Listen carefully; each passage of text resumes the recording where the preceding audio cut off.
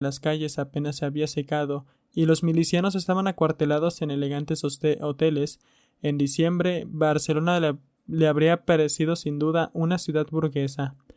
A mí, recién llegado de Inglaterra, me pareció una ciudad más obrera de lo que hubiera podido imaginar. Ahora, en abril, la marea estaba de reflujo. Volvía a ser una ciudad corriente, un tanto maltratada y desmejorada por la guerra, pero sin ninguna señal visible de la hegemonía obrera. Por doquier se veían señorones prósperos, mujeres bien vestidas y coches de lujo. Los oficiales del nuevo ejército popular, que apenas existían cuando salí de Barcelona, abundaban ahora en cantidades sorprendentes. Vestían un uniforme caqui de cinta ajustada, como la de los oficiales ingleses, solo que más exagerada. Dudo que más de uno de 20 hubiera pisado el frente, pero todos llevaban pistolas automáticas al cinto, pistolas que en el frente no podíamos conseguir por todo el oro del mundo. La ciudad había experimentado un profundo cambio. Dos hechos constituían la tónica. Uno era que el pueblo, la población civil, había perdido gran parte de su interés por la guerra. El otro, que la división corriente de la sociedad en ricos y pobres, en clase alta y clase baja, se volvía a instaurar. Si Jackson atribuye el reflujo de la marea revolucionaria al descubrimiento de la insospechada complejidad de la sociedad moderna, las observaciones de primera mano de Orwell, como las de Borkenau, sugieren una explicación mucho más sencilla. Lo que precisa una explicación no es tanto el descontento obrero en Barcelona como las curiosas interpretaciones de nuestro historiador. Llegado a este punto, me permito recordar las palabras de Jackson acerca de Joan Comorera, que procedió inmediatamente a tomar medidas contra los trueques y las requisas, y se convirtió en el defensor de los campesinos contra la revolución, y acabó con las incautaciones, restauró los pagos en monedas, y protegió a los campesinos catalanes de las nuevas colectivizaciones. Jackson da a entender así que el campesino catalán se oponía en bloque a la revolución y que fue Comorera quien puso fin a las temidas colectivizaciones. En ningún momento comenta que entre los campesinos pudiera haber discrepancias sobre este tema, ni aporta ninguna prueba que corrobore la afirmación implícita de que las colectivizaciones siguieran en marcha cuando Comorera ocupó su puesto. De hecho, es indiscutible que su ascenso al poder modificara el curso de las colectivizaciones realizadas en Cataluña. Las pruebas son difíciles de obtener, pero todo indica que en Cataluña la colectivización agrícola no estaba muy expandida, y en todo caso, en diciembre, cuando Comorera asumió el cargo, no tenía avisos de desarrollarse. Sabemos de fuentes anarquistas que en Cataluña hubo casos de colectivización forzosa, pero no encuentro ningún indicio de que Comorera protegiera al campesinado de la colectivización forzosa.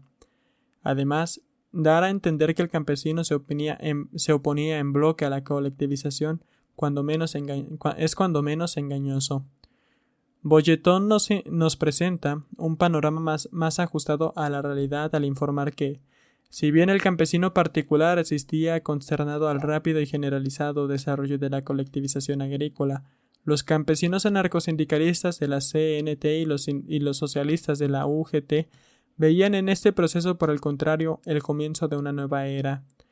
En resumidas cuentas, el campo español fue escenario de una compleja lucha de clases, aunque haya poca o ninguna noticia acerca de ella en la versión de los hechos ultrasimplificada y falaz que nos ofrece Jackson. Parece razonable suponer que esta distorsión refleja una vez más la hostilidad de Jackson hacia la revolución y sus objetivos. Volveré sobre esta cuestión a hablar de las otras zonas donde la colectivización agrícola fue mucho más generalizada en Cataluña. Las complejidades de la sociedad moderna que desconcertaban y confundían a los desprevenidos obreros anarquistas de Barcelona eran, enumeradas por Jackson, las siguientes: los crecientes problemas de víveres y abastecimiento, y la administración de pueblos, puestos fronterizos y servicios públicos. Como ya hemos señalado, los problemas de víveres y abastecimiento permanecieron acumulándose con mayor rapidez bajo la brillante dirección de Joan Comorera. En lo que respecta a los puestos fronterizos, la situación descrita por Jackson más adelante era básicamente la siguiente. En Cataluña, los anarquistas controlaban los puestos de aduanas de la frontera francesa desde el 18 de julio. El 17 de abril de 1937, los carabineros reorganizados volvieron a ocupar la frontera bajo las órdenes del Ministerio de Hacienda, del ministro de Hacienda Juan Negrín. Al menos 8 anarquistas perdieron su vida en enfrentamientos con los carabineros. Al margen de estas dificultades de indudable gravedad, hay pocos motivos para suponer que los problemas de gestión de los puestos fronterizos pudieron contribuir al reflujo de la marea revolucionaria. Las fuentes disponibles tampoco indican que los problemas de administración de pueblos y servicios públicos fueran insospechados o demasiado complejos para los trabajadores catalanes. Logro extraordinario y ciertamente insospechado, pero que cuente con el respaldo de pruebas documentales. Quiero subrayar una vez más que Jackson no representa una sola prueba que corrobore sus conclusiones sobre el reflujo de la marea revolucionaria y el descontento de los trabajadores catalanes.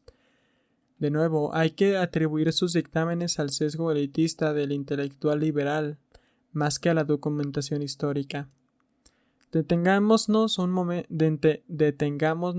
momento en el siguiente comentario de Jackson, que afirma que los anarquistas justificaron la pérdida de Málaga apelando a la desmoralización y desconcierto del proletariado andaluz, que asistía a la constante deriva hacia la derecha del gobierno de Valencia. Podría pensarse que Jackson advierte aquí otro indicio de la ingenuidad e insensatez de los anarquistas españoles. Sin embargo, también en este punto la explicación es un poco más compleja. Una de las fuentes principales de Jackson son los escritos de Borkenau, lo que tiene su lógica, pues antes de la caída de Málaga el 8 de febrero de 1937, Borkenau pasó varios días en la zona, pero sus minuciosas observaciones tienden a confirmar la justificación anarquista, al menos en parte. Borkenau creía que Málaga podría haberse salvado, pero solo mediante una lucha a la desesperada, en la que participaran las masas, una lucha como la que podría haber liberado a los anarquistas. Sin embargo, dos factores impidieron una defensa de este tipo. El primero fue que el oficial al mando de la defensa, el teniente coronel Villalba, interpretó que se trataba de una tarea estrictamente militar, pese a que en la práctica no contaba con los medios militares sino con las fuerzas del movimiento popular. Era un militar de profesión que en el fondo de su alma detestaba el espíritu de la milicia, y era incapaz de comprender el componente político. El segundo factor fue el considerable declive que hacia febrero se había producido en la conciencia política y en la implicación popular. Los comités anarquistas habían dejado de funcionar y se había restablecido la autoridad policial y guardia civil. El engorro que suponían los centenares de cuerpos de policía municipales independientes había dejado de existir, pero con él había desaparecido el apasionado interés de los pueblos por la guerra civil. El breve interludio del sistema soviético español tocaba su fin. Después de comentar la situación local de Málaga y los conflictos con el gobierno de Valencia, que no proporcionó apoyo ni armamento a la milicia que defendía Málaga, Borkenau concluye: la caída de Málaga fue el precio que pagó la República por la decisión de su derecha de acabar con la revolución social y la firme oposición de su izquierda. Al explicar la caída de Málaga, Jackson alude al terror y las rivalidades políticas de la ciudad, pero en ningún momento explica que la crónica de Borkenau y la interpretación que la acompañan respaldan la justificación de la derrota como consecuencia del descontento generalizado y a la falta de la capacidad o disposición del gobierno de Valencia para librar una batalla popular. Por el contrario, concluye que la falta de medios del teniente coronel Villalba para controlar las enconadas rivalidades políticas fue uno de los escollos que le impidieron llevar a cabo sus labores militares esenciales. Jackson parece pues adoptar justamente el punto de vista que critica Borkenau, a saber que la labor esencial era una cuestión estrictamente militar. En todo caso, el testimonio de Borkenau me parece mucho más convincente. También aquí Jackson describe la situación de un modo que induce al error, tal vez también debido al sesgo elitista que lastra la interpretación liberal comunista de la guerra civil. Como el teniente coronel Villalba, los historiadores liberales revelan a menudo su marcada aversión por las fuerzas de movimiento popular y el espíritu de la milicia, y cabe urgir que precisamente por eso tampoco acababa de comprender el componente político. Durante los hechos de mayo de 1937, se asestó en Cataluña el golpe definitivo a la revolución. El 3 de mayo, el comisario general de la Orden Público y Ministerio del PSUC, Eusebio Rodríguez Salas, se presentó en la sede de la compañía telefónica con un destacamento de policía, sin mediar aviso consultar a los ministros anarquistas del gobierno, para tomar el control del edificio.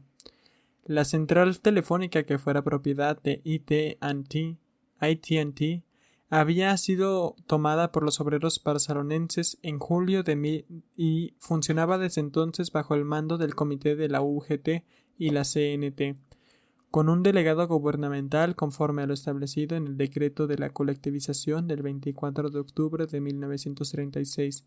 Según informaba el 11 de mayo de 1937 el diario londinense Daily Worker, Salas mandó a la Guardia de Asalto Republicana para desarmar a los empleados de la central, en su mayoría miembros de los sindicatos de la CNT. El objetivo, como diría Juan Comorera, era poner fin a una situación anormal, es decir, la que nadie pudiera hablar por teléfonos, sin que lo supiera el oído indiscreto del operador. La resistencia armada en el edificio de la telefonía impidió que lo ocuparan. Los comités de defensa locales levantaron barricadas por todo Barcelona. Companys y los dirigentes anarquistas pidieron a los trabajadores que entregaran las armas. La incómoda tregua se prolongó hasta el 6 de mayo, cuando llegaron los primeros destacamentos de la Guardia de Asalto, faltando las promesas del gobierno de que la tregua se respetaría y se retirarían las fuerzas militares. Al mando de las tropas estaba el general Posas, antiguo director general de la Guardia Civil y por entonces miembro del Partido Comunista. En los enfrentamientos que siguieron hubo cerca de 500 muertos y más de 1 millar de heridos. Los hechos de mayo fueron el último suspiro de la revolución que auguraba la derrota política del pueblo y la muerte de algunos cabecillas revolucionarios. Estos acontecimientos, que revisten enorme importancia para la historia de la Revolución Española, apenas tienen cabida en el libro de Jackson, que los describe someramente como un incidente marginal. El relato del historiador por fuerza ha de ser selectivo. Desde la perspectiva liberal de la izquierda, Jackson comporta con Thomas Hugh y tantos otros, el hundimiento de la revolución en Cataluña fue un suceso sin importancia, ya que la propia revolución no era más que un engorro irrelevante, una molestia menor que solo sirvió para malgastar la energía que hubiera debido emplearse en la lucha para salvaguardar el gobierno burgués. Jackson describe así la decisión de aplastar la revolución por la fuerza. El 5 de mayo, Companys logró una frágil tregua, acordando que los consejeros del PSUC debían retirarse del gobierno catalán y la cuestión de la compañía telefónica se posponía para negociarla más adelante. Sin embargo, aquella misma noche fue asesinado Antonio Sese, un funcionario de la UGT que iba a formar parte del nuevo gabinete. Fuera como fuere, el gobierno de Valencia no estaba de humor para seguir contemporizando con la izquierda catalana. El 6 de mayo llegaron a la ciudad varios miles de guardias de asalto y los barcos de la Armada Republicana se desplegaron en el puerto. Lo más interesante de esta descripción es lo que omite. Por ejemplo, ni siquiera se menciona que el envío de la Guardia de Asalto contravenía el acuerdo que había hecho posible la frágil tregua que había aceptado los trabajadores de Barcelona y las tropas anarquistas y el POUM destacados en la región, y apenas alude a las cruentas consecuencias al significado político de esa renuencia del militar a seguir contemporizando con la izquierda catalana. No se hace mención alguna de que junto a Sese fueron asesinados Berneri y otros líderes anarquistas, no solo en las jornadas de mayo, sino en las semanas precedentes. Jackson tampoco menciona el hecho de que junto con los barcos de la Armada Republicana se desplegaron en varios puertos varios buques ingleses, Ni se refiere a la elocuente descripción que hace Orwell de la guardia de asalto, comparándola con las tropas del frente donde había pasado los meses anteriores.